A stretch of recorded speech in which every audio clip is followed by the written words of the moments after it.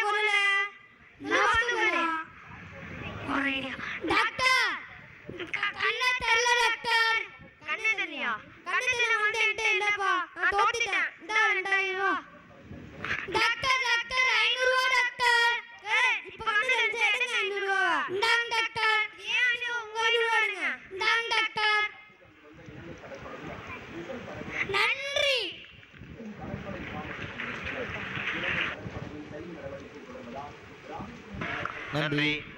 நாகப்பட்டினம் மியாத்தரு நகராட்சி நடுநிலைப்பள்ளி மாணவர்களின் நாடகத்திற்கு